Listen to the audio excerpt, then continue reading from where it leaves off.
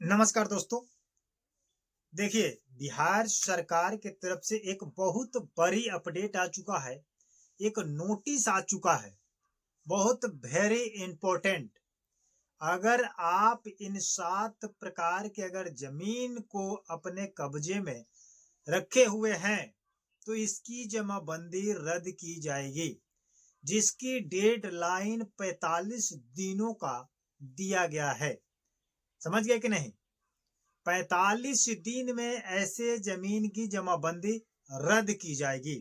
तो जितने भी लोग ऐसे जमीनों की जो 7 प्रकार की जमीन का लिस्ट सरकार ने जारी किया है, अगर आप इसके अंतर्गत किसी भी जमीन को कब्जा के रूप में रखे हुए हैं या आपके नाम पर फर्जी तरीके से या किसी भी प्रकार से आप अपने नाम पर जमाबंदी खोल रखा है, कायम कर रखा है, तो ऐसे जमीन की जमाबंदी रद्द की जाएगी महज 45 दिनों में। ये भूमि राजस्व विभाग के सचिव जय सिंह और उपसमाहर्ता सचिव सीके अनिल जी के माध्यम से ये सारी अपडेट्स डाली गई है।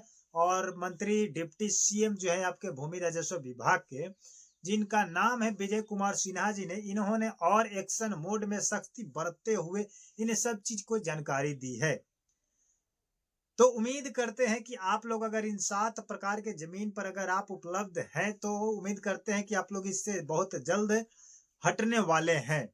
तो चलिए मैं इस वीडियो के साथ उस 7 प्रकार के जमीन के नाम को शेयर करते हैं, और अगर आप इनके अंतर्गत आते हैं तो आपको अपना सतर्कता बरत लेनी चाहिए, क्योंकि 45 दिनों के अंदर सरकार आपसे ये जमीन छीन लेगी, इसका जमाबंदी रद्द करेगी और अपने नाम से जमाबंदी को क्या करेगी, कायम करेगी, यानी कि गवर्नमेंट के रिकॉर्ड में दर्ज किया जाएगा। तो चलिए वीडियो को स्टार्ट करते हैं कि आखिर वो कौन सा जमीन है। तो सबसे पहले बात कर लेते हैं कि अगर आप हमारे चैनल पर नए हैं तो चैनल को सब्सक्राइब करके बेल आइकन को प्रेस कर ले, ताकि लेटेस्ट अपडेट आप तक पहुंच जाए।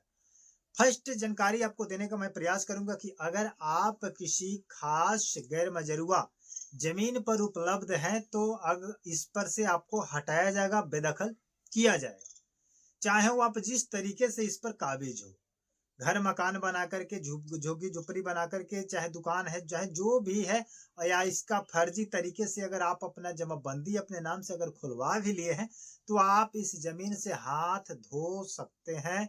सकते नहीं, सरकार आपको हाथ से निकाल लेगी। अगले में बात करते हैं कि अगर आम गैर मजरूआ है, उस पर भी विचार किया जाएगा। उसके साथ साथ ऐसे जमीन जो नगर पालिका और पंचायत के नगर निकाय में आती है, तो ऐसे जमीन पर अगर आप उपलब्ध हैं, तो ऐसे जमीन आपसे छीन ली जाएगी। या कहे तो जैसे मान लीजिए कि विद्यालय का जमीन है, अस्पताल का जमीन है, नदी पोखर का जमीन है, केसरे हिंद का जमीन है, या खास महल का जमीन है, मंदिर मस्जिद का जमीन है, हॉस्पिटल का जमीन है, नदी पोखर का जमीन है, या अगर आपको किसी पट्टे के रूप में दिया है। बहुत सारे लोग ये भी बात करते हैं कि हमें पट्टे के रूप में मिला है, ये पट्टा काटा हुआ है। तो पट्टे की प्रक्रिया क्या है आपको पता नहीं है। चाहे जितने भी लोग इस चीज पर डिस्कशन करते हैं, आपको ये पता नहीं है कि पट्टा कब दिया जाता है, किसको दिया जाता है, कितने समय के लिए दिया जाता है, और इसका महत्व क्या है। समझे कि नहीं, इसका नियम क्या है। पट्टा किसी भी व्यक्ति को दिया जा सकता है, कहीं भी। तो पट्टा दिया जाता है खेती के लिए, उपयोग के लिए। ये नहीं कि आप उसका मालिकाना हक प्राप्त कर लिए हैं, आपके नाम पर रजिस्ट्री हो चुकी है, आपके नाम पर जमाबंदी कायम हो चुका है, ऐसा कोई बड़ी बात नहीं है। पट्टा का कागज बनता है गवर्नमेंट के द्वारा, चाहे वो केंद्र सरकार बनाता है, चाहे राज्य सरकार बनाता है। तो अगर आपको पट्टे के रूप में कहीं भी किसी तरीके से जमीन अगर आपको मिला है, 1 कट्ठे 2 कट्ठे चाहे 4 कट्ठा 10 भी, कुछ भी मिला है, 2 धूर भी मिला है, तो आप इस जमीन को नहीं रख सकते हैं, आपसे सरकार ले लेगी। क्योंकि इसका नियम होता है, अधिकांशतः सबसे ज्यादा दिया रहता है, करीब करीब 99 साल के लिए पट्टा को बनाया जाता है, और सबसे कम बनाया जाता है 30 साल के लिए।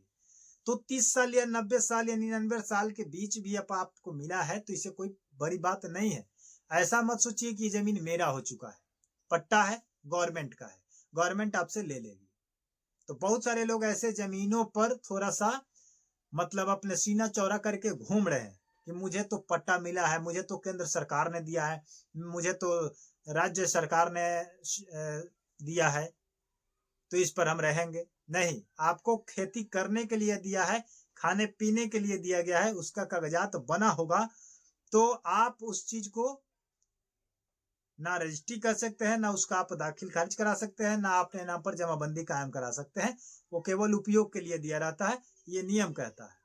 लेकिन जितने भी लोग अवैध तरीके से सरकारी जमीन को कब्रिस्तान, मंदिर, मस्जिद, स्कूल, अस्पताल, नदी, पोखर, तालाब, प्रति परात है कि नहीं, और कैसरे हिंद का जमीन, खास महल का जमीन या अन्य सरकारी जमीनों को अगर नगर पालिका का जमीन, नगर निकाय का जमीन, नगर पंचायत का जमीन अगर आप उस पर काबिज है अवैध तरीके से, तो आपसे ये जमीन छीन ली जाएगी महज 45 दिन में। ये सरकार का आदेश है, फाइनल आदेश है। तो जितने भी लोग इसके अंतर्गत आते हैं, अगर आप कब्जा किए हुए हैं तो आप इस चीज को तुरंत छोड़ दे, अन्यथा आपसे जबरदस्ती ले ली जाएगी। उस समय आपको बहुत ही दर्द होगा, तकलीफ होगा, समझे कि नहीं। तो इस पर आप लोग पहले से विचार कर ले कि आप कैसे जमीन पर हैं और कहाँ रह रहे हैं और क्या इस पर कर रहे हैं। इंपॉर्टेंट वीडियो था, इंपॉर्टेंट अपडेट आया था, इसको हमने आपके साथ शेयर किया। अब बात रहती है कि आप इस पर क्या करते हैं, क्या एक्शन लेते हैं, क्या विचार करते हैं। मिलते हैं नए वीडियो के साथ। धन्यवाद।